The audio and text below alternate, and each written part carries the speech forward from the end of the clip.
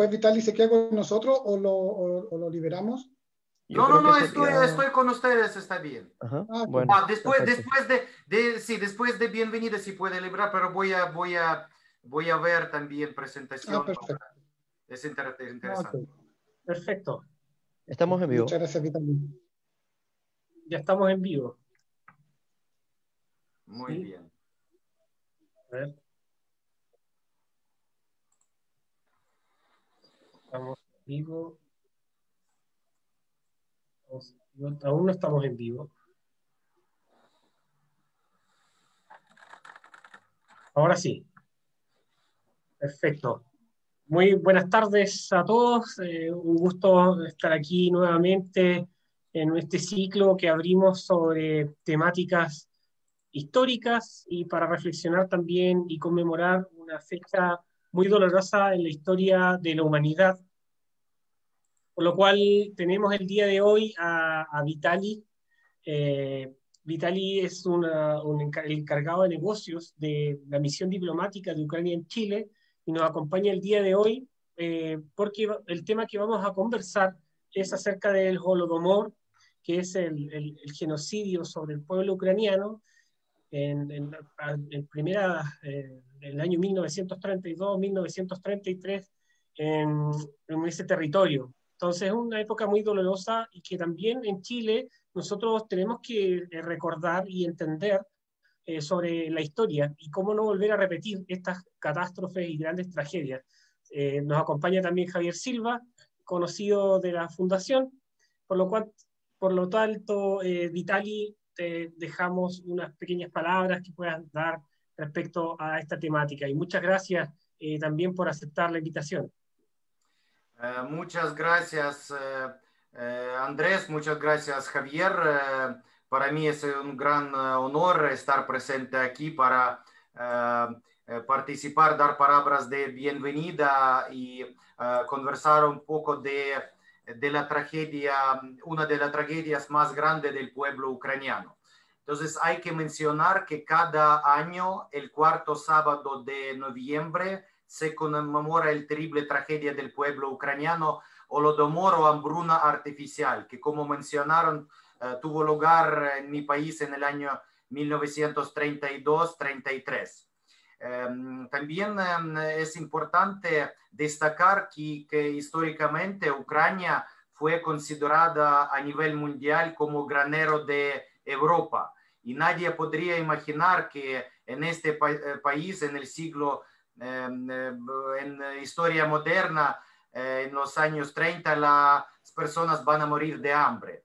Entonces Holodomor se traduce como matar de hambre o hambruna artificial. Sin duda alguna, este fue catástrofe humanitaria a raíz de la colectividad forzosa de la tierra emprendida por el dictador soviético Iosif Stalin, que se aplicó generalmente en Ucrania, el país que más sufrió en la zona de este catástrofe. Entonces, historiadores modernos consideran el Holodomor como una política planeada por Stalin para aplastar toda la resistencia contra el régimen comunista, suprimir los movimientos nacionalistas e impedir la creación de un Estado ucraniano independiente, porque históricamente se ve que después de la revolución bolchevique, Ucrania proclamó su independencia.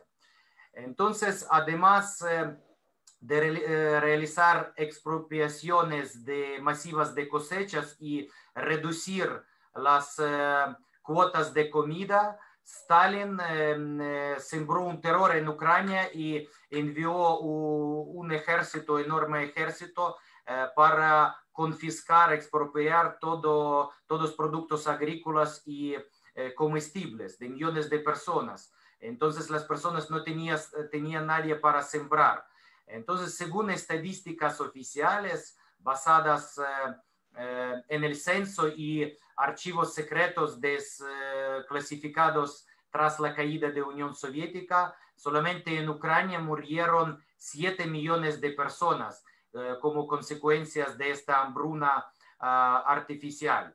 Pero hay cifras también que consideran que hasta 10 millones de personas murieron. Entonces esto podemos considerar como población de un país.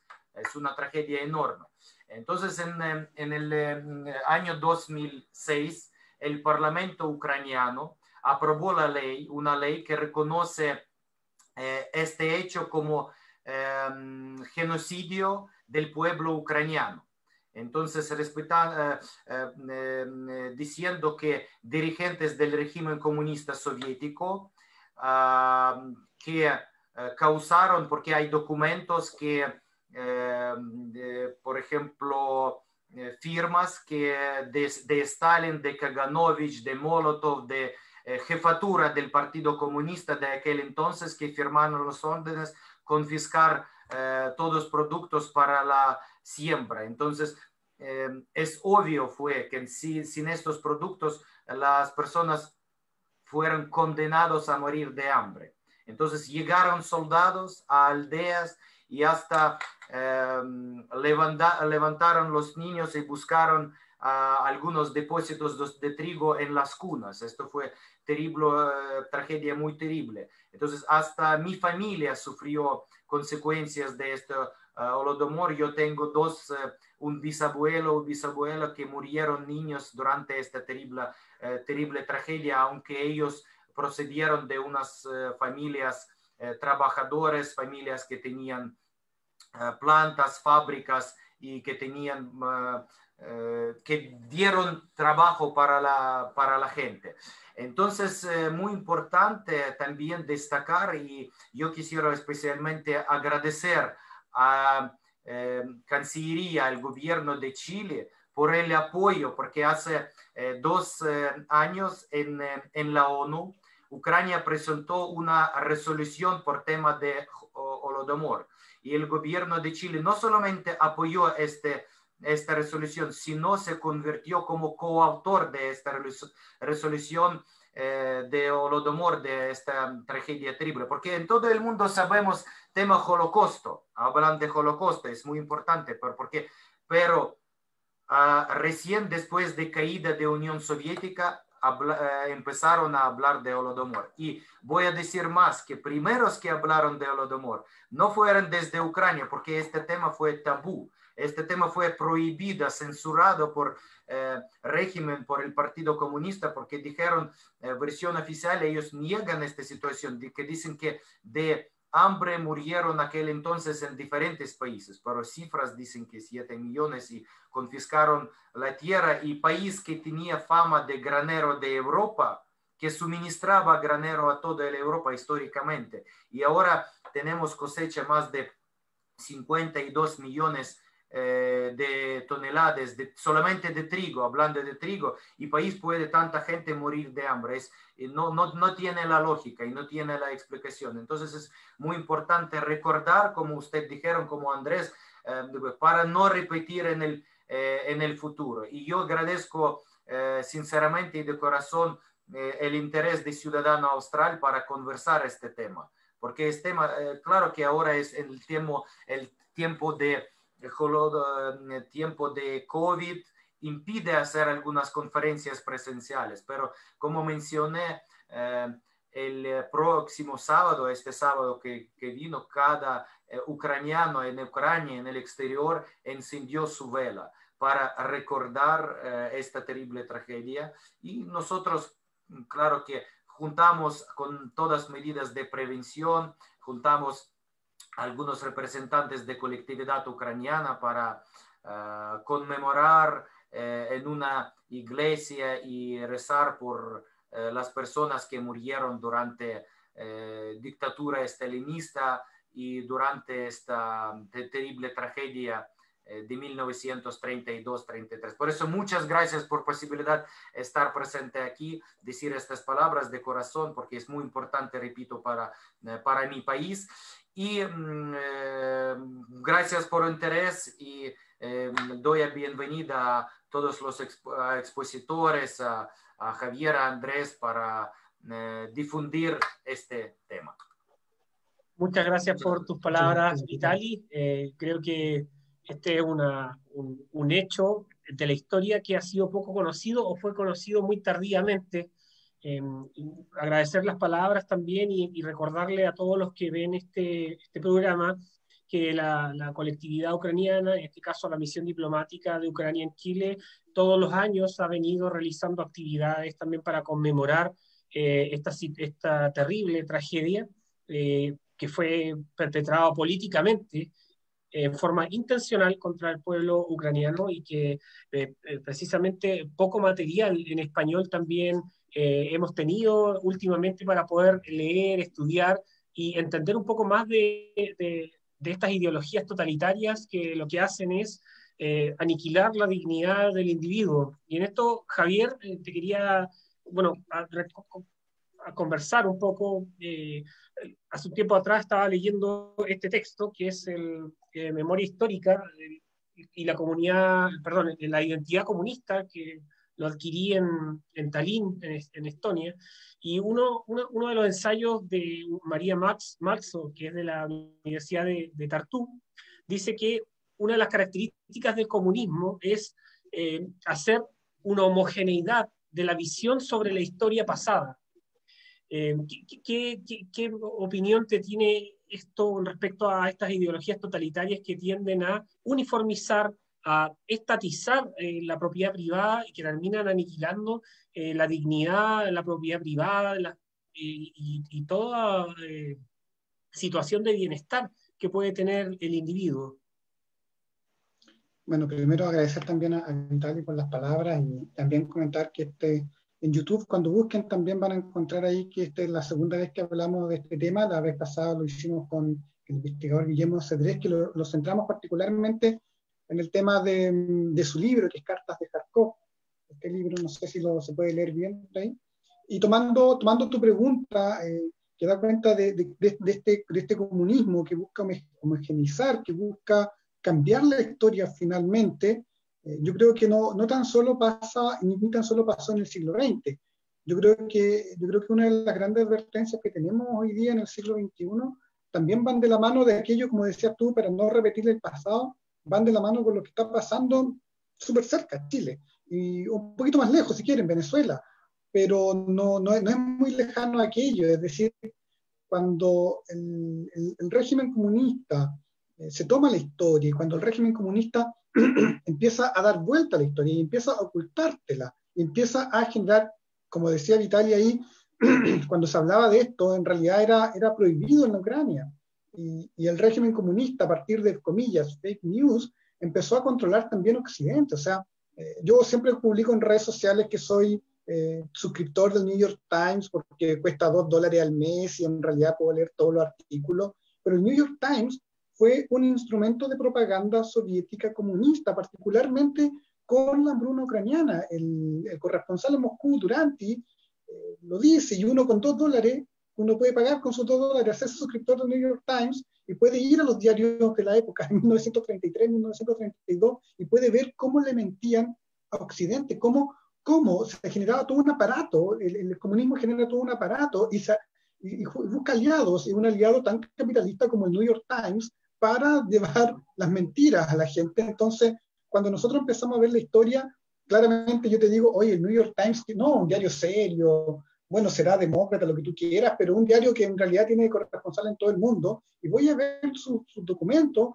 y niegan la hambruna, dicen que en realidad es por un tema de producción, pero se está ajustando. No hay una verdad ahí. Y yo creo que en eso el mundo finalmente empieza a cambiar y el mundo del comunista, y los comunistas son capos en eso, son muy, muy inteligentes en cómo cambiar la historia, en cómo moldearla para que, por ejemplo, en Chile incluso hagamos chistes con la hambruna ucraniana y le hacemos chistes a los comunistas. Entonces les decimos, comunistas comen guagua. Ellos nunca han comido guagua, nunca practicaron la antropofagia, nunca rompieron el tabú de la antropofagia, los comunistas, sino que fueron las víctimas del comunismo quienes lo hicieron. Entonces ahí claramente hay un tema súper súper complejo de ver, yo creo. Sí, bueno, es interesante también ver que el Parlamento Europeo también ya ha aprobado varias declaraciones contrarias a esta época, y también denunciando los crímenes del comunismo y del estalinismo. Hay varias resoluciones que han salido últimamente, recuerdo más o menos 2 o 3, y ahora la que señalaba también Vitali de la ONU del año 2018, donde Chile también se sumó para firmar esta declaración como coautor. Eso también es interesante porque a veces estas declaraciones, también que tienen muchos detalles sobre el condenar estos hechos, después no se permean dentro de los medios de comunicación o también a través de la prensa o los mismos políticos. Tenemos los estados que firman estas declaraciones, pero hay poca sincronía también en esto entre la bajada política para concientizar y también eh, enseñar a los jóvenes. Y esto uno recuerda cuando uno tuvo clases de historia. De hecho, ve lo que pasa, por ejemplo, ve lo que pasa en la tele. La tele, creo que hace muy poco, no sé, creo que hace un par de años salió salió, creo que en Megavisión salió un documental que era de la hambruna y que era de todo el tema comunista, pero no era más allá de eso, era como súper corto el mensaje, pero que fue hace muy poco tiempo. Entonces, claramente no hay un tema, una voluntad política, creo yo, ahí.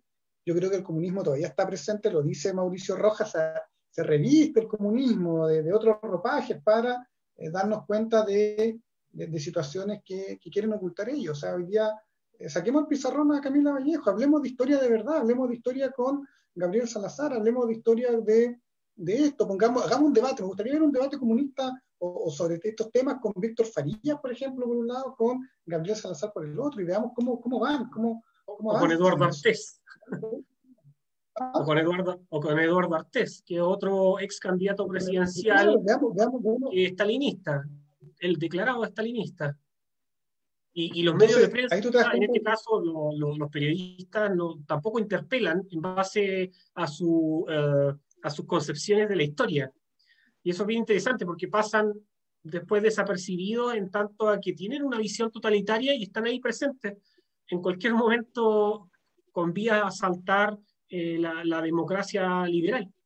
O sea, imagínate que hay un proyecto de ley muy interesante que es muy noble, le gusta a la gente las cosas nobles, que es el proyecto de ley que obliga a los supermercados, algo que ya es muy raro, obliga a los supermercados a donar la comida que les sobra. O sea, la comida que está a punto de vencer. Lo obliga a donarlo, obliga a donar, o sea, ya es una contradicción, no, te está requisando la comida al Estado. En Chile quieren requisar comidas, a los supermercados quieren requisar comida. Entonces, date cuenta que algo que era muy típico de la época soviética, como lo señalaba Vitali, empieza a ser incremental. O sea, tú dices, no, pero ¿cuál es el problema que te den una palta ahí que ya está un poco podrida, o una leche que va a vencer pasado mañana? ¿Cuál es el problema?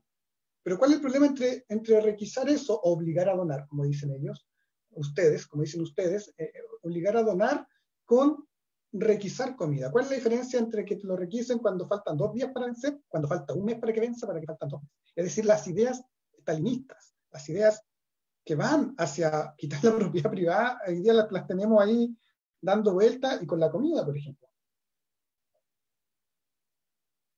Sí, eso totalmente claro. Lo otro que es interesante ver es cómo también cuando se aniquila la propiedad privada, en este caso se requisa el trigo, todos los granos de un pueblo muy rico en ello, donde tenían sobreabundancia, y como decía Vitali anteriormente, también entregaban gran parte de la comida a través de los granos, las provisiones en Europa, y cómo cuando se realizan estas políticas donde se aniquila la propiedad privada, terminan destruyendo también la producción, porque no son muy importantes los beneficios que trajo en este caso para la Unión Soviética el haber estatizado.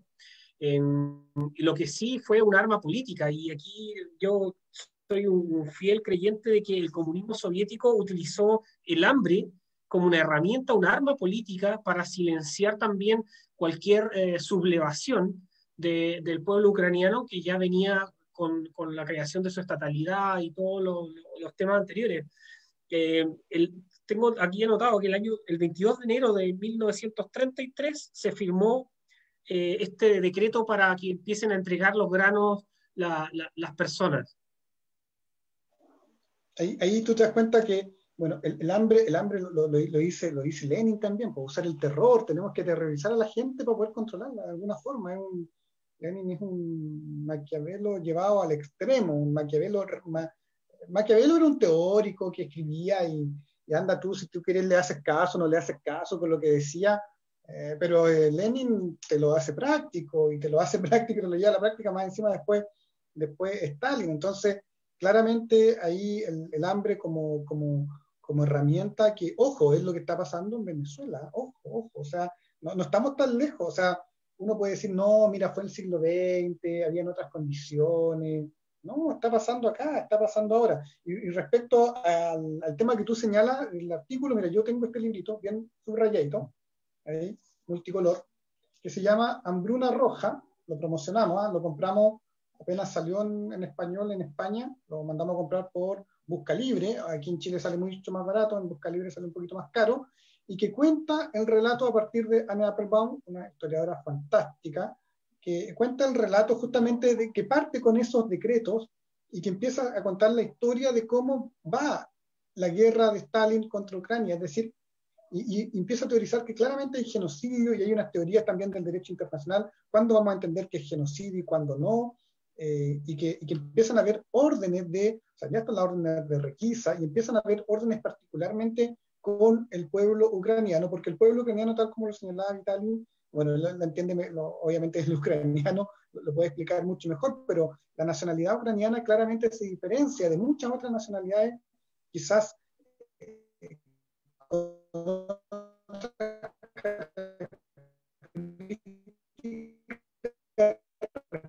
respecto a la nacionalidad, por ejemplo, rusa, y buscar aliados en Occidente. Lamentablemente Occidente nuevamente, y Occidente yo creo que falla y ha fallado harto rato, viene fallando Occidente en todo, no le toma atención a lo que estaba pasando, bueno, partiendo por este tipo que escribe en el New York Times, que solamente se dedica al fake news, pero ya quedan a su propia suerte todo el pueblo. O sea, a ver, yo anduve en Odessa es una ciudad que hoy día un balneario, en verano es espectacular, yo fui en invierno, y tienen un museo de la guerra.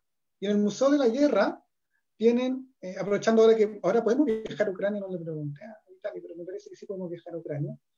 Tenemos, el Museo de la Guerra tiene un espacio chiquitito dedicado al tema de la hambruna en la zona, y ahí están las cartas, de los campesinos, rogándole a Stalin que por favor deje de requisar. O sea, es rogándole al dictador. Y el dictador no hace nada, el dictador sigue presionando y sigue presionando y sigue presionando, y finalmente termina con 5, 6, 7 millones de personas, dependiendo de cómo se hagan las estadísticas. Claramente no hay un número establecido, pero fueron, digamos, personas, 7 millones de personas en 2 años, en 3 años. O sea, ni Hitler se atrevió tanto como se atrevió Stalin. Pero Stalin está tranquilo, ahí lo vemos tranquilo. Tenemos candidato stalinista acá en Chile. Claro. Es interesante ver eso también. En Ucrania está también en Kiev, en la capital, se encuentra el Museo del Holodomor, donde, bueno, todas las imágenes donde aparece esta niña con una cara muy triste, que yo creo que refleja especialmente toda esta época. Ahí se realizan eventos y conmemorativos de esta época, y también ahí están las réplicas de los documentos firmados por Stalin para requisar los granos.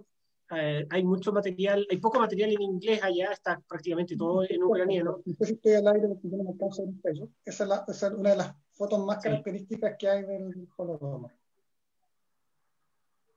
Claro, y tú puedes ver allá, entras, hay unos audífonos también para ver una parte del documental, y muestran cómo esto estuvo silenciado por cerca de 50 años. Es algo que es impactante. Yo cuando estuve allá pude comentarles que habíamos escrito en Ciudadano Austral algunos temas. Vitaly.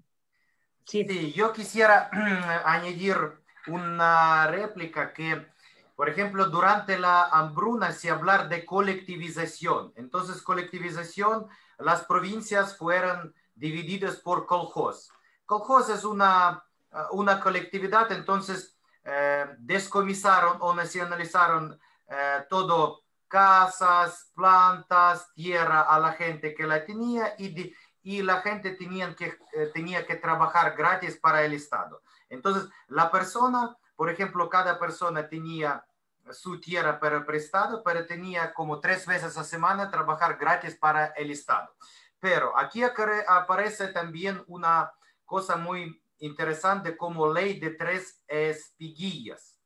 Resultó que la gente no tenían pasaportes muchos en aldeas y entró ejército y no podrían salir desde territorio establecido de su localidad.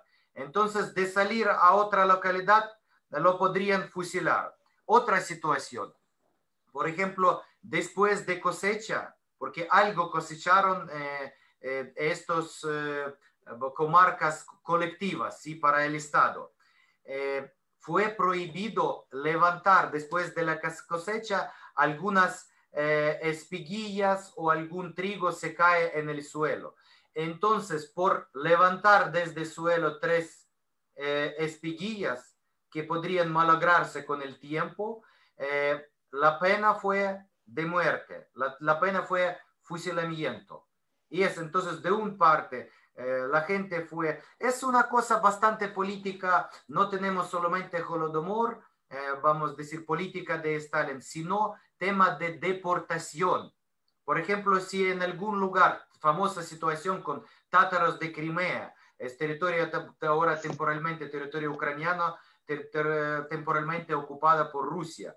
Entonces resulta que en tiempo de Stalin, tátaros de Crimea, que son musulmanes, tenían que independizarse o hasta estar más cerca con Turquía, porque generalmente tiene mucha conexión, etcétera, etcétera. Pero ¿qué hizo Stalin?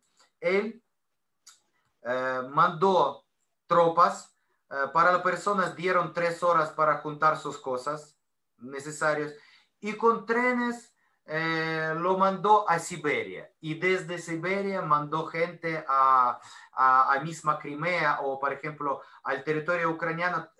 También teníamos estas operación Wisla, por ejemplo, operación con polacos. Muchos polacos fueron llevados a Rusia y muchos rusos a Polonia. Ese es el principio, dividir y gobernar. Y aquí aparece un principio como cualquier dictadura, hay una nación, Estado para el hombre y el hombre para Estado. Entonces la sociedad democrática, un Estado sirve para un hombre y en sociedad totalitaria, un hombre, entonces más importante fin y cuántas personas mueren no importa, más importante tener un fin y caminar hacia este fin. Esto es lo que teníamos, es una cosa trágica, pero hay que recordar y repito otra vez, vale la pena de recordar este tema y no solamente porque este tema se continúa ahora en siglo XXI y si conversar del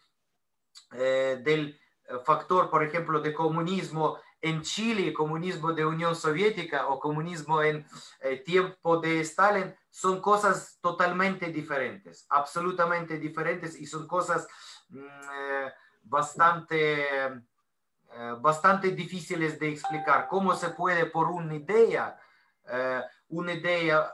para satisfacer necesidades a todos, matar millones de personas?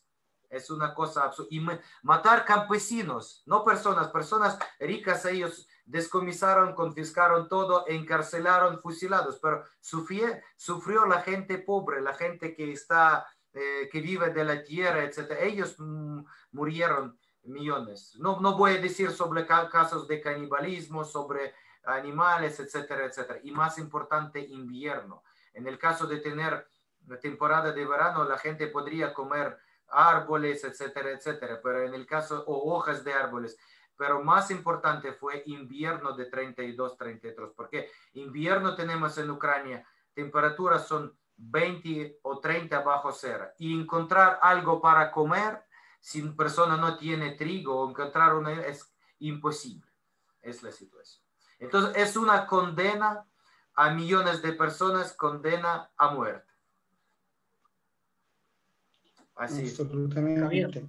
Aplicando lo que tú decías y siguiendo digamos, con el tema cuando tú hablas de estas deportaciones, de llevar a la gente a otros lugares, a Siberia, nuevamente aparece la historiadora Anne Applebaum, que nos refiere justamente a aquello, que nos cuenta cómo fue la historia del Gulag, cómo apareció el Gulag y que son los deportados, que es otro libro también bien grueso de ella, que ella tiene mucha expertise en el tema de la historia de Europa del Este, un libro bastante extenso también, que cuenta justamente lo que tú señalas, es decir, cómo por tener un par de vacas en el campo ya eras un kulak, eras digamos, un campesino rico y que ya tenías que irte a Siberia y todo lo demás. Entonces, finalmente la política o la mente empieza a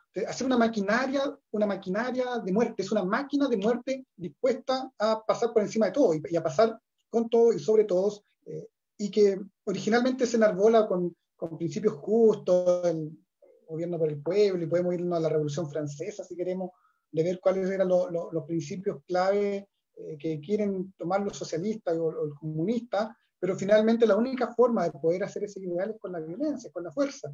Y tener una experiencia tan dura, tan cruda como lo que pasó en Ucrania, sin lugar a dudas, creo yo que es un aprendizaje, yo creo que una alerta. Es una alerta para que no pase o para que no siga pasando en otras partes del mundo. Lamentablemente, creo yo, ahí los que defendemos la libertad nos quedamos un poco cortos.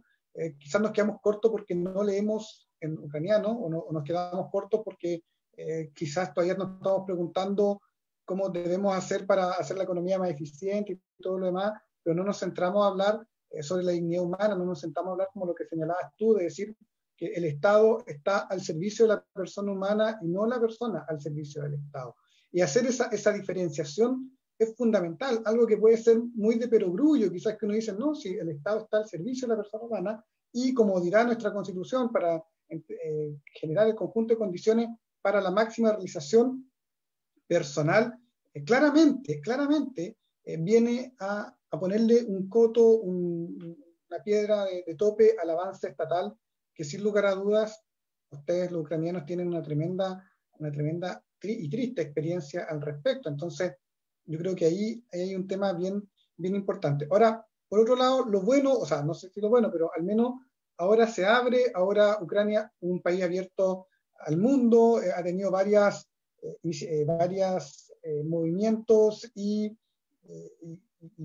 ganas de unirse a la Unión Europea, de estar más unido a este occidente democrático liberal, por así decirlo, dejar atrás un poco ese pasado autoritario, dejar atrás también el lastre que le permite, que tiene por ahí la sombra del autoritarismo de sus países vecinos, y que hoy día también nos permite a nosotros, los que somos extranjeros, a los que vamos al país a conocer esta historia, nos permite adentrarnos en lugares que hace 40 años atrás era imposible entrar, o hace 30 años atrás era imposible entrar. Entonces, y era imposible entrar por dos cosas, porque los chilenos no teníamos plata para ir a ese país a visitarlo, y porque vuestro país estaba además digamos, en una dictadura totalitaria tremenda. Pero hoy día yo creo, gracias a la sociedad libre, a la sociedad de libertad y al sistema de libertades, podemos llegar y conocer eso y podemos estar conversando hoy día de aquello que vimos, de aquello que uno lo ve en el museo, pero tú lo ves en tu familia.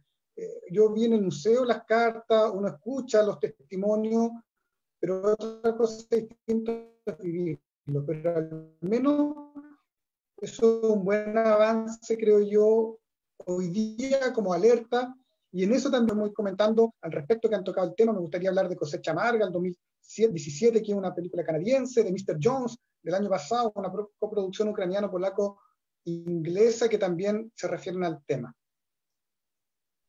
Sí, muy bueno, Javier. Lo otro interesante también que se da es que ya han habido varias producciones también de material como documentales. Después les vamos a dejar en el link de YouTube y también en Facebook algunos documentales que facilitaron desde la misión diplomática de Ucrania a través de Vitali y Ana, un documental que está en español para que lo puedan ver sobre este tema. Nosotros también subimos un documental al YouTube de Ciudad Austral, que también tiene títulos en español, está bastante interesante.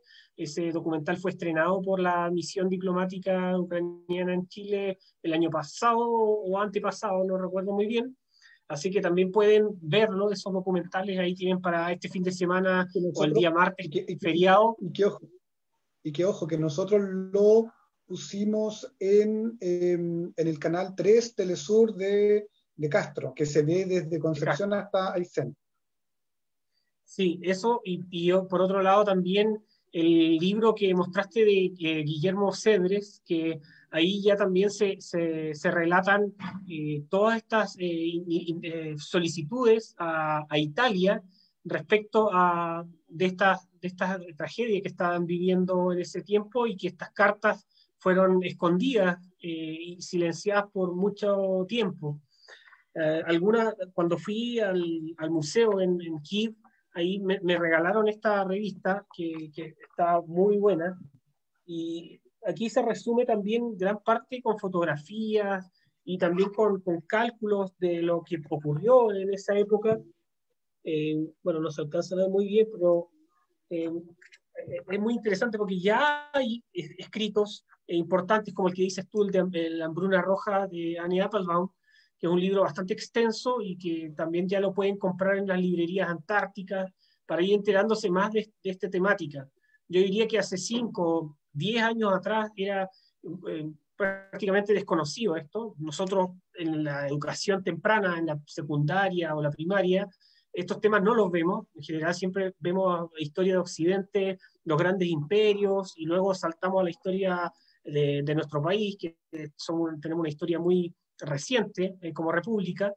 Entonces, estas temáticas siempre son interesantes de que las vayamos trabajando. Y yo creo que algo para añadir de la reflexión es que, por ejemplo, el Papa Juan Pablo II, él se refería a los totalitarismos, tanto nacionalsocialista como comunista, como ideologías del mal.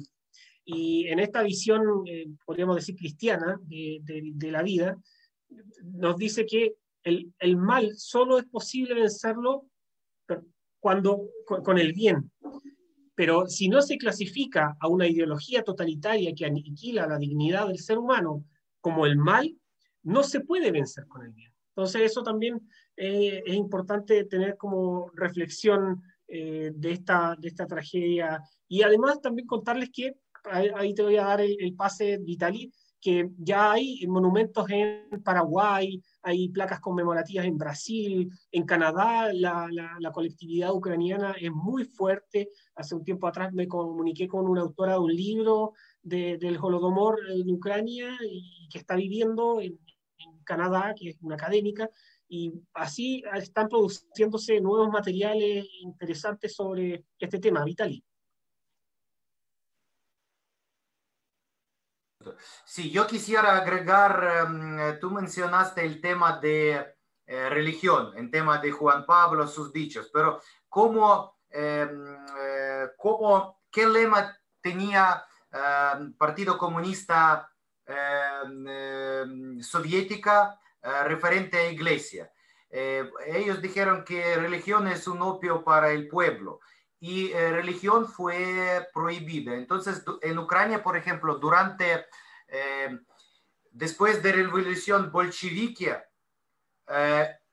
explotaron millones de iglesias, exacto, millones de iglesias fueron explotadas, que algunas iglesias, por ejemplo, Santa Sofía de Kiev, también ahí tenemos, porque Kiev es la capital de Ucrania, famosa por sus iglesias. Kiev fue bautizada en 981, ¿no? Fue bautizada, entonces tiene iglesias y es ciudad de iglesias.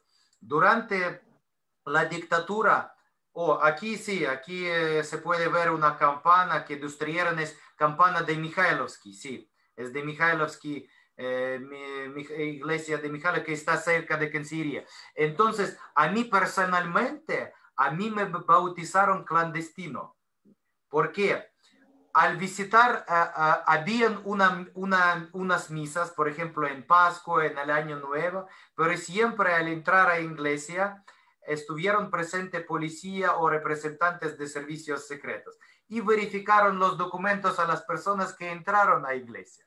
Después, en su trabajo, donde persona puede trabajar en una oficina, en una planta, en una, porque generalmente todo fue estatal. Lo dijeron, explícanos por qué tú visitaste la iglesia. Entonces, iglesia fue prohibida. Todos tenían que creer al Partido Comunista o al Lenin. El Lenin el cadáver de él fue puesto en mausoleo y todos los niños tenían también en sus pins con Lenin. Desde 6 años, desde primer grado, tenían su pins de Lenin y todos tenían como una meca, tenían que visitar a Moscú, estar como medio día en cola para ver cadáver de una persona, de líder del Partido Comunista. Es una cosa absurda. Y muchos sacerdotes fueron también fusilados. Es la situación. Y después muchos sacerdotes, es una página también triste de historia no solamente de Ucrania, de Rusia, de estos países, muchos sacerdotes fueron como representantes de servicios secretos. Ellos escucharon confesiones de la gente y después llamaron a KGB o a Partido Comunista, que dijeron o despedir a esta persona o encarcelar a esta persona. Otra cosa, como funcionaron, mencionaron el tema de cárceles, de Gulag. De Gulag es un esfuerzo gratis para el Estado. Por eso, para construir industria de Unión Soviética, para conquistar nuevos territorios en Siberia. ¿A quién lo enviaron? A presos, generalmente muchos presos, millones y millones de presos políticos de Gulag. ¿Y qué hicieron en cárceles de Gulag? Trabajaron desde mañana hasta tarde. Una persona trabaja un par de años y después muere de estas dificultades. Por eso, y nadie lo pagaron nada por su trabajo. Es verdadero rostro de comunismo. Claro, muchos dicen ahora en Rusia que construimos un imperio, gran imperio, con este sacrificio de la gente, pero ¿qué sacrificio? ¿Qué millones de la gente? Es educar síndrome de esclavo, que tú tienes que tener miedo de decir un par de palabras de su vecino, porque mañana sin juicio una troika, unas 3 personas te van a decir fusilar o 10 o 20 años de cárcel por una anécdota sobre Stalin o Lenin. Es una cosa absurda, es una cosa contra humanidad. Así que usted está realizando un gran trabajo y nosotros como Misión Diplomática vamos a compartir información en español sobre esta terrible tragedia, en este caso Holodomor. Gracias. Sí, absolutamente. Yo creo que, o sea, claramente supera el Holodomor, claramente supera todo, o sea, es parte de toda esta maquinaria, es parte del trabajo esclavo, es parte de la destrucción de la libertad de culto, es parte de la destrucción de la libertad de pensamiento, es decir, no podemos entenderlo, o sea, no es un caso aislado, no es que digamos, no, mira, en realidad parece que Stalin estuvo mal en esto, pero el resto lo hizo bien porque le dio salud, educación gratis a la gente. Yo creo que no debiera ser así la respuesta, y no tan solo Stalin, sino que los dictadores que siguieron después, la gerontocracia, hasta ya ha finalizado. De hecho, hay gente acá en Latinoamérica, Vitaly, te comento, gente liberal, que cree en la idea del libre mercado, que cree en las ideas digamos, de las libertades individuales, que han dicho incluso que Gorbachev era un insigne liberal, pero cuando uno lee, por ejemplo, Perestroika de Gorbachev, uno se da cuenta de que él lo que quería era más marxismo-leninismo, es decir, cuando Pinochet en los 70, en los 80 decía en Chile, los marxistas, leninistas, y eso quedó como una frase así media para la risa, media de burlesca, así como ya una caricatura de lo que está haciendo Pinochet. la verdad es que no es así, porque cuando uno va a leer a Gorbachev en el año 86, cuando escribe, 87, cuando escribe el libro Perestroika, él está diciendo que hay que mantener vigente el marxismo-leninismo. Entonces, parece que Pinochet aquí en Chile no estaba tan perdido, al menos parece que le llegaban buenos datos de lo que se estaba escribiendo al otro lado del mundo, y además, más encima, un libro que se publica en español y que parece que nadie de los que hoy día dicen que Gorbachev era un liberal, parece que nadie de eso, nadie lo ha leído, parece en detalle a lo que se esperaba de esta perestroika o glasnost, que en realidad era un ayornamiento del marxismo tal como venía, seguían siendo dictaduras, no había cambio ahí. Cuando tú dices, por ejemplo, me recordaba un par de libros, porque una cosa distinta es que tú lo cuentes como experiencia familiar propia de tu historia de vida, de la historia de tu familia, y claramente hay una brecha enorme para aquellos que lo hemos leído, pero lo importante es que al menos ya hay material para aquello. Y acá recuerdo a Orlando Figes, que Magdalena Mervilá, una amiga nuestra que hemos hecho alguna vez tuvimos también un evento con ella, con nuestros amigos de Azerbaiyán. Magdalena Mervilá y la Red Cultural invitaron a Orlando Figes a Chile el año 2017, y él tiene un libro que es muy interesante, que es Los que susurran, y que habla justamente de esta vida en las cocinas, en la época soviética, donde tú no podías hablar con nada ni con nadie, y que ya simplemente por el miedo y el terror a esta vida, digamos, totalitaria, donde te podía delatar hasta tu propio hijo. Y finalmente eso te genera un miedo, y te genera un miedo 70 años sometido a eso. Finalmente aquellos pueblos de Europa del Este quedan con una especie de trauma que hace que hoy día en algunos países no se hable de política, no se quiere criticar al gobierno, y que más encima se sostengan o se soporten gobiernos o que apoyen o que existan gobiernos del todo autoritarios. O sea, que en los últimos 30 años tengamos países ex de la órbita soviética que tengan el mismo presidente, ya es algo raro, algo como que parece que no abrazaron muy bien la idea, o que no llegan todavía a la idea de la democracia liberal, a diferencia de Ucrania, que ha tenido un cambio de presidente y una rotación, una alternancia en el poder que es propio de los regímenes, digamos, democráticos liberales occidentales. Y en el caso de la Iglesia, Anna Applebaum también se refiere a lo mismo, y ella lo toma con el caso, por ejemplo, de la Iglesia polaca, que le llama la Iglesia del silencio, porque esta iglesia cómplice, esta iglesia que en algunos empezaron a hacer agente y que finalmente se pierde la confianza en una institución que no tiene nada que ver con los temas terrenales, lo dirá San Agustín en su momento, que tiene que ver con los temas espirituales, pero que toman ahí quizás por el terror, o quizás por, como dice Solzhenitsyn en algún momento, quizás por el miedo tenemos que colaborar en algún momento con el régimen, si no era eso o era la muerte. Y sobre lo que tú decías, el mausoleo de Lenin, es muy chistoso, porque todos dicen acá, de este lado del, digamos, pasando no sé qué río, el Dnieper, pasando el Dnieper de aquí para acá, dicen que el marxismo murió y que el leninismo no existe. Bueno, tú vas a Moscú y tienes que hacer una fila de 2 horas para visitar a ese muerto que firmó tantas condenas de muerte, y la gente todavía peregrina a ver a Lenin. Así que es muy interesante que muchas veces uno cree que estas ideas están muertas, o que estas ideas ya no deberían estar presentes, y que todavía están presentes. Ayornadas o no ayornadas, pero están presentes, creo yo. Sí. Ahora, bueno, es interesante también la labor que se ha hecho en Ucrania para difundir posteriormente esta tragedia. Como decíamos anteriormente, igual hace 10 años, 15 años atrás, no estaba tan difundido, sobre todo también por el tema de las redes sociales, que no eran tan masivas como hoy, y el día actualmente, ya en pleno 2020, ya esto lo podemos difundir de mejor forma. Pero había un profesor, pero había un profesor que sí lo ha dicho, y que sí viene escribiendo columnas siempre de vez en cuando, y que te recomienda libros para el verano para leer, y muchos tratan sobre esto, que es el profesor Gonzalo Rojas, que él sí lo ha dicho, y él es muy, muy insistente con estos temas, no tan solo con Ucrania, con la revolución de terciopelo en República Checa, con la invasión a Checoslovaquia, con la revuelta en Hungría. Él yo creo que es de los pocos personajes hoy día que lleva, no sé, 30 años escribiendo e intentando poner estos temas a la luz pública. Y eso es verdad. El profesor Gonzalo Rojas, ex académico de la Universidad Católica de Chile. Bueno, hoy entonces Ucrania está difundiendo de mayor forma todo este tema del Holodomor.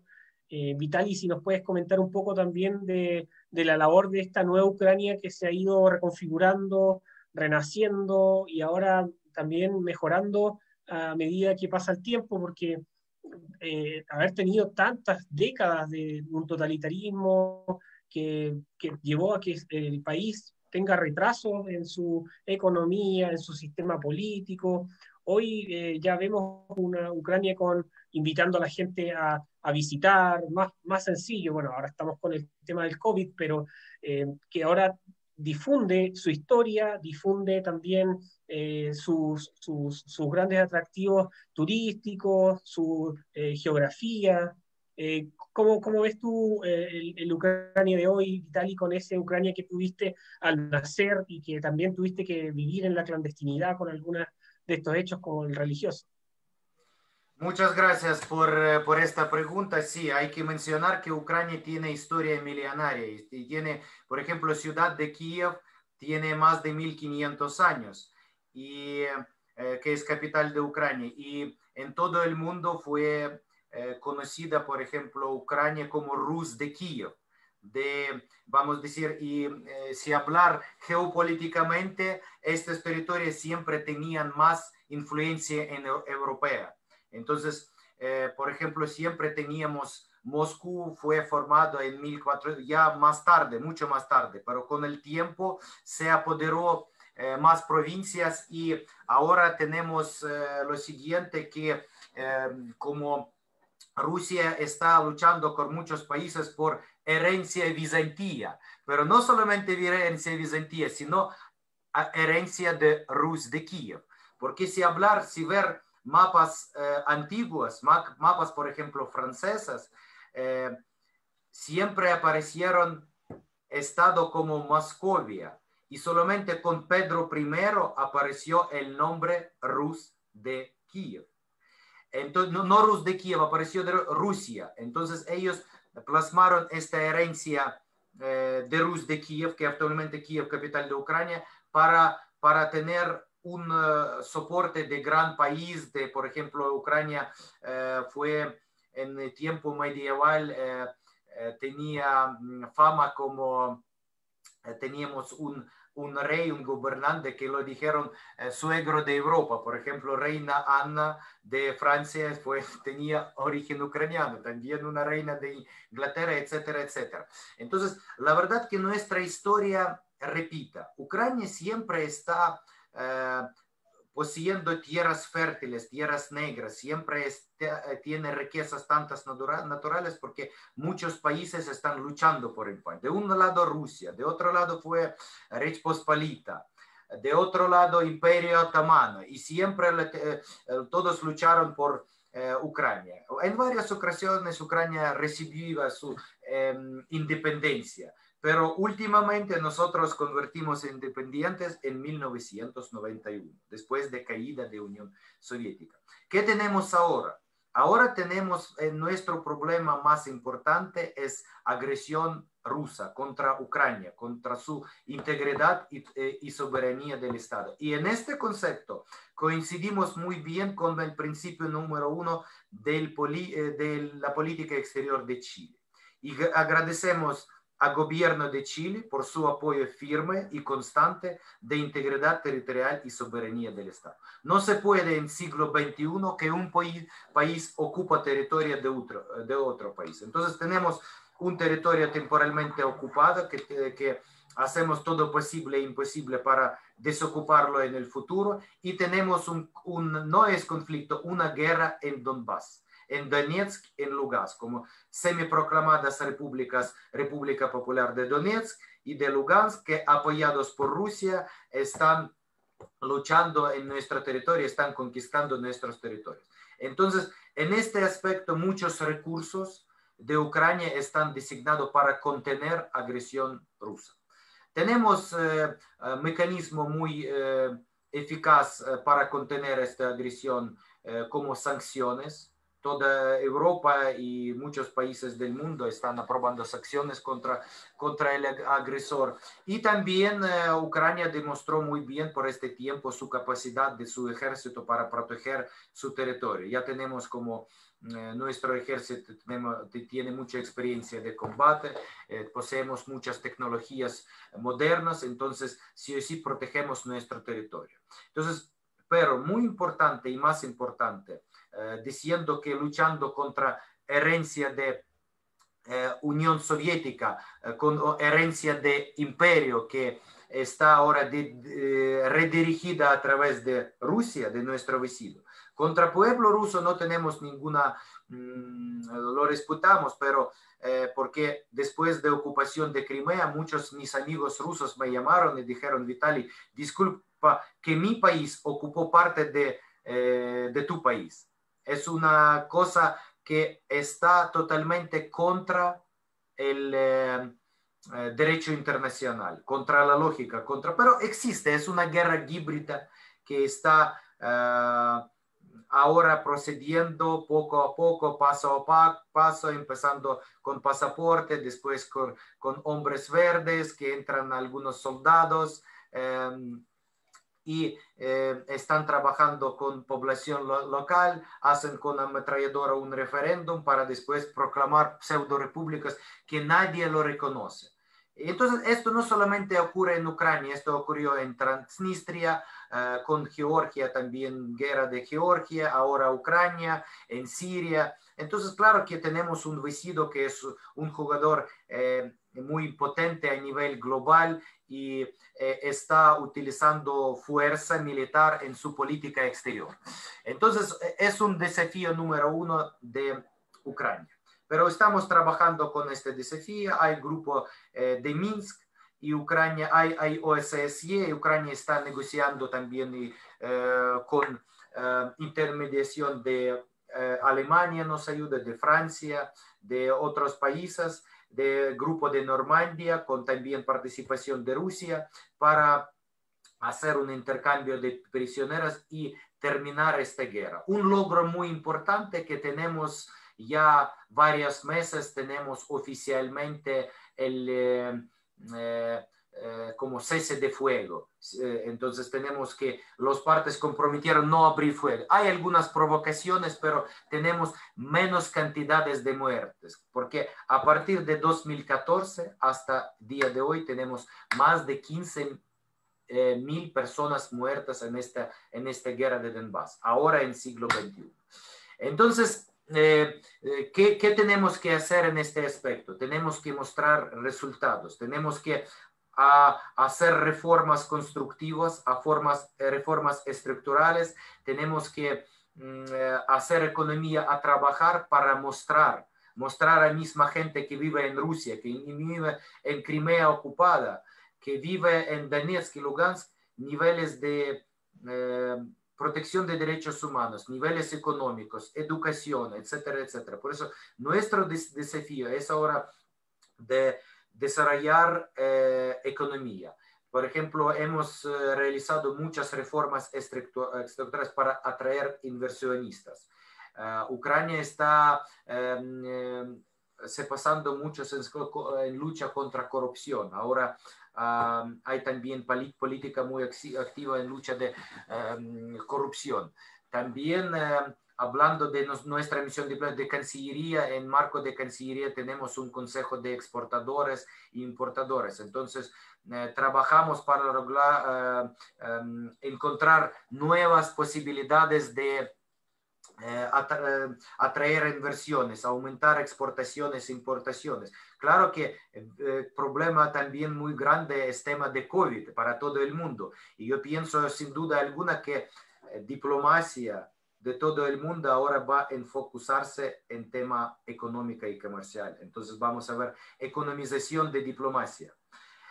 Tenemos en Ucrania, tenemos más desafíos, es generalmente temas económicos, comerciales, agresión, y narrativa número muy grande es lograr resultado para para mostrar a territorios ocupados. Otro tema que tenemos que prestar mucha atención a pueblos originarios, a tártaros de Crimea, que están en Crimea, que Crimea está ahora, tenemos problemas de militarización de Crimea por Rusia, ¿sí? Pero de otro momento hay poca atención a temas de COVID en territorio temporalmente ocupado. Está prohibido Medjlis, que es una organización musulmana religiosa en Crimea.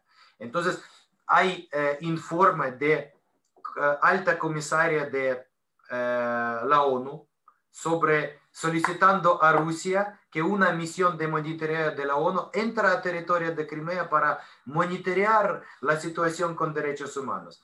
Pero Rusia dice no se puede entrar a Crimea hasta misión de la ONU. Entonces se está monitoreando temas de derechos humanos a través de territorio ucraniano. ¿Qué desafíos más tiene Ucrania? Más importante para nosotros, Ucrania, país abierto. Ucrania está abierta para la gente. Usted visitaron Ucrania, puede comparar con otros países cómo tratan las personas, los amigos que vienen desde exterior. Sí, Ucrania pasó su historia y historia muy triste. Y lamentablemente a veces con nuestro vecino la historia se repita. Porque, por ejemplo, se puede, hablando de los libros, recordar un libro de Joseph Brzezinski sobre como gran ajedrez, algo así como traducir mejor, y él habla muy bien sobre el papel de Ucrania en nuestra región de Ucrania, el papel de Rusia, de Estados Unidos, de otros jugadores. Es más bien, el libro es bastante interesante leer para aprender la situación que pasa ahora en Ucrania. Entonces, otra situación, Ucrania está abierta turísticamente, tenemos atracciones como Kiev, Odessa, también Lviv, también tenemos mar, tenemos montaña, tenemos comida ucraniana muy diversificada, pero muy importante para todos ahora, integridad territorial y soberanía del Estado. Por eso trabajamos por todo el mundo para que apoye nuestra integridad territorial y soberanía del Estado. Claro que hay procesos políticos diferentes, pero es normal porque nosotros tenemos no dictadura, tenemos una sociedad democrática. Cada uno puede presentarse, pero si hablar de herencia de dictadura, Partido Comunista ahora a nivel nacional está prohibido en Ucrania. En el Parlamento no tenemos, pero siempre después de caída de Unión Soviética tenemos esta situación entre, vamos a decir, Partido Comunista y partidos nacionalistas o partidos pro-ucranianos. En el año 2014 nosotros, gente ucraniana, reorganizaron Euromaidan. ¿Qué es? Es una revolución, pero no revolución como muchos aquí en Chile intentaron comparar qué pasa en Chile con Ucrania. Pero es un buen punto, Vitali, es un buen punto. Por favor, tú como ucraniano me gustaría que hicieras la diferencia entre el Euromaidán del 2014 y lo que tú viviste el año pasado acá en Chile. Me gustaría que un ucraniano lo explicara muy bien. Sí, diferencia muy fácil. Aquí hablaron sobre temas internos, sobre aspectos sociales, puede ser corrupción, pero más importante, aspectos social, desigualdad, etcétera, etcétera. En Ucrania conversaron sobre política exterior, sobre vector del desarrollo, a dónde va el país en el exterior. Porque nosotros, unos días antes de la Revolución de Dignidad, nuestro presidente tenía que firmar en Vilnius un acuerdo de asociación con la Unión Europea. Muchos países de América Latina tienen este acuerdo y no significa la entrada a Unión Europea, solamente acuerdo de asociación. Entonces, el presidente viaja a Rusia, nuestro presidente Yanukovych, que se fuga después, y el presidente Putin dice, no firma, te doy $3.000 millones.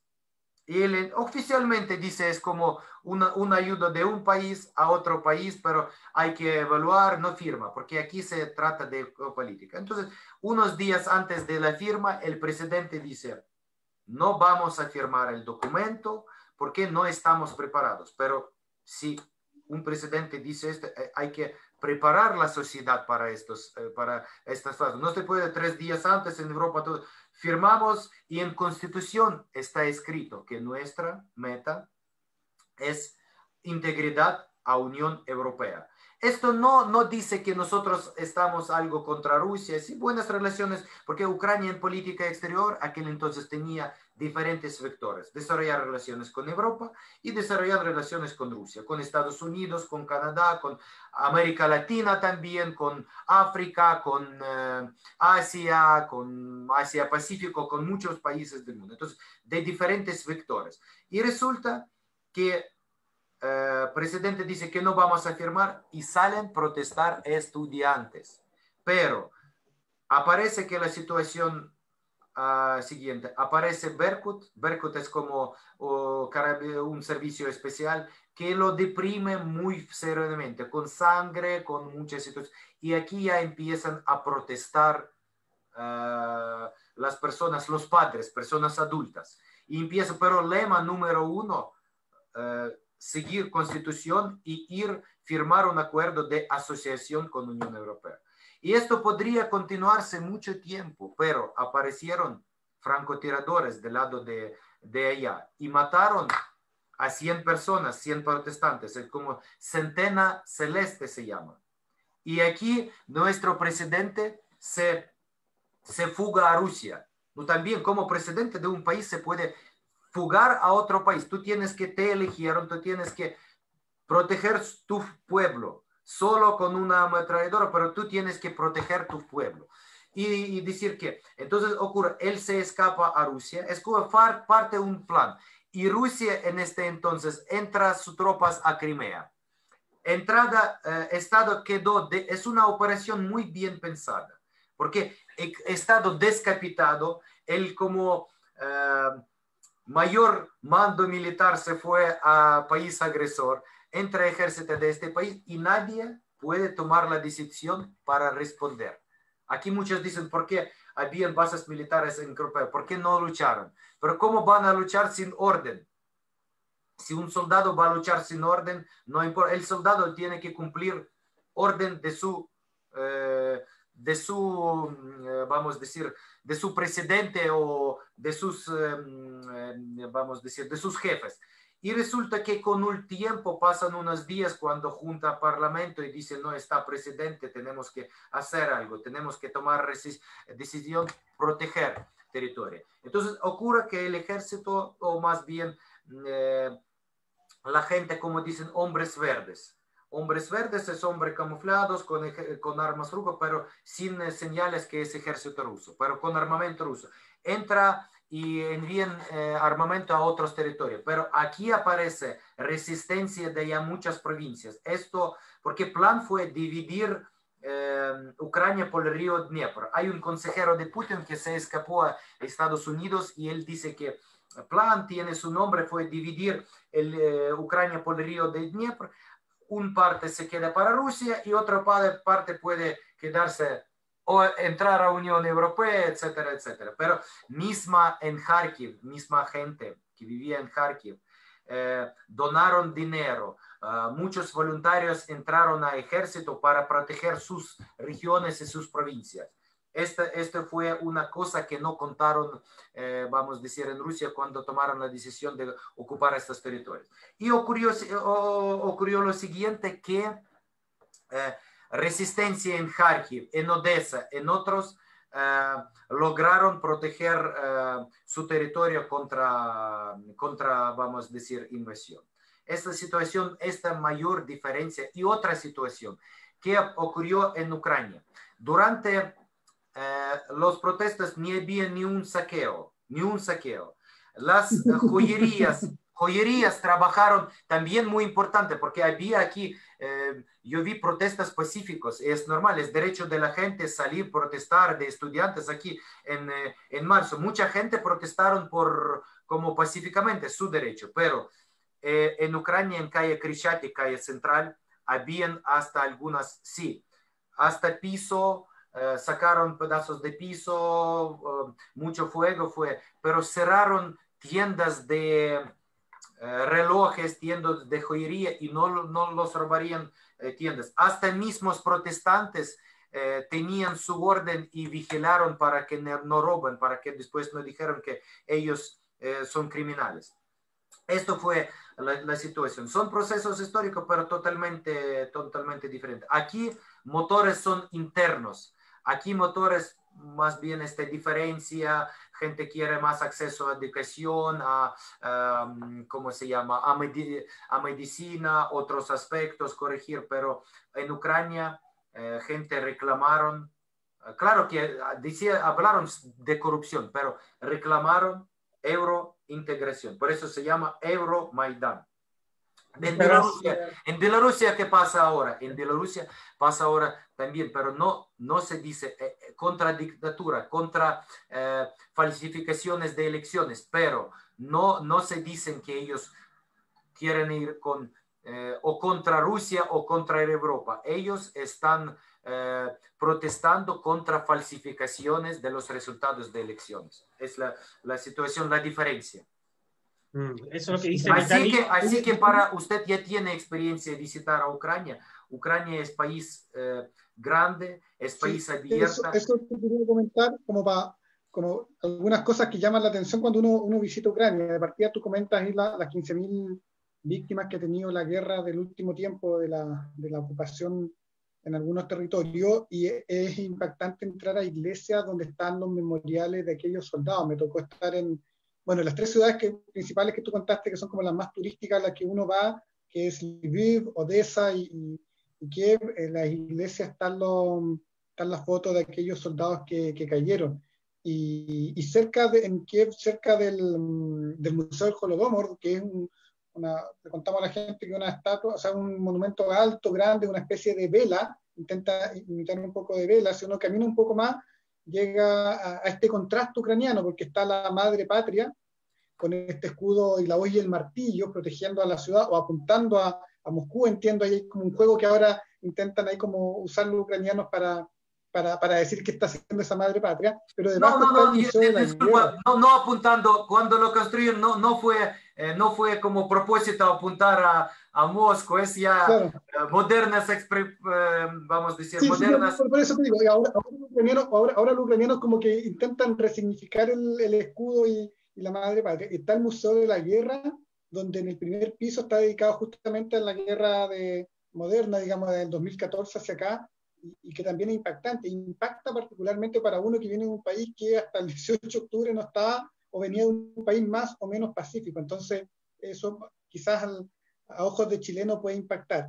Lo que sí, que siempre hemos tenido buenos comentarios de Ucrania. En el año, 90, por ahí, un director del Mercurio, un periodista del Mercurio, se fue a Europa del Este cuando estaba cayendo el muro de Berlín y colapsando la Unión Soviética, y comentó el comienzo de la historia. Le llamó al libro, quizás haciendo este parangón con este tipo tan nefasto que es Francis Fukuyama. Francis Fukuyama, con El fin de la historia, y comenta también cómo la experiencia en Kiev, en Ucrania y todo lo demás. Y de hecho, hace unos meses atrás salió un reportaje en el Mercurio también del turismo en Kiev y de qué cosas visitar, particularmente, como decías tú, la comida, el alojamiento, que en realidad, cuando uno lo compara, cuando uno ve la riqueza cultural que tiene las iglesias, cuando uno visita, no sé, me tocó ver unas catacumbas, caminando y viendo y habiendo ceremonias religiosas ahí, con toda esa riqueza, sin lugar a dudas vale la pena darse una vuelta para allá. Yo creo que hablan bastante inglés, no es tan difícil moverse. Creo yo que hay una tremenda oportunidad ahora que se acaba el COVID. De hecho, no sé si, Vitali, nos aceptan a los chilenos o no nos aceptan ahora si yo quisiera viajar mañana a Kiev. ¿Qué tengo que hacer? Ahora entrada a Kiev para extranjeros está abierta, pero estamos ahora, como toda la Europa, estamos en segunda ola y es un poquito preocupante. Aquí bastante simple, hay factor también de temporada. Por ejemplo, aquí tenemos verano, pero en Ucrania y en Europa es invierno. Ayer cayó primer nieve en Ucrania, en Kiev, y resulta lo siguiente: cuando temperaturas bajas, la cantidad de contaminaciones, la cantidad de virus, de testos positivos está creciendo. Por eso el gobierno está adoptando algunas medidas. Dicen que probablemente pueden hacer cuarentena para fiestas desde 24 hasta 7, desde 24 de diciembre hasta 7 de enero como Reyes Magos o Navidad ortodoxa, según calendario ortodoxo. Pero por el momento una persona puede ir. Y otra cosa, en los tiempos, por ejemplo, de COVID, para estimular la economía, si una persona, cuando Ucrania cerró sus fronteras, o si una persona viene por tema de negocios, si una persona viene por tema de inversión, se puede dirigirse a embajada y recibir un salvoconducto que viene por tema económico, es también para estimular el mundo de negocio porque sufre mucho. Pero otro tema, ahora por ejemplo, situación en Francia, con Chile y Ucrania no tiene vuelos directos y hay que hacer una escala en Francia generalmente o en Madrid, Barajas, y en Francia hay como 40,000 casos diarios y hasta para el tránsito se requiere un test de COVID negativo. Pero en Ucrania, si una persona viene a Ucrania, hay dos alternativas. Entonces, o cuarentena de 2 semanas. Sí, pero una persona tiene que descargar una aplicación que dice actúa en casa. Entonces, la persona con teléfono, si sale a algún lugar, tiene que mandar fotos de su lugar de cuarentena. Si sale a otro lugar, le llaman que usted está violando la cuarentena. Entonces, hay un rastreo, es primero. O segunda opción, pues persona puede encargar un test. Y si es test COVID negativo, automáticamente lo sacan los resultados del sistema. Con un test que aquí vale, o de hecho uno lo puede porque hay en las ferias y andan sacando test acá en Chile, así que uno podría ir a Ucrania entonces. Sí, un buen lugar para ir a por el momento sí, pero situación, sí, pero situación, ahora situación cambia constantemente. Yo ahora no recomiendo por tema de, no es mejor momento para viajar por tema de invierno, por segunda ola en Europa, pero para Chile hay que prestar mucha atención y ahora el gobierno se puede ver que está preparando para segunda ola con vacuna, con todo. Entonces, mejor en Ucrania viajar en tiempo de primavera, a partir de marzo, abril, cuando la cantidad de casos va a bajarse. Pero aquí hay que tener cuidado en Chile para no permitir la segunda ola desde Europa con influencia de esta temporada. Bueno, entonces, bienvenido. Nosotros podemos dar toda la información desde Ucrania como turística, tanto económica y otros tipos de información siempre de nuestros amigos de Ciudadano Austral. Estamos dispuestos a proporcionar y apoyar, facilitar toda su estadía en Ucrania, algunas entrevistas, algunas visitas.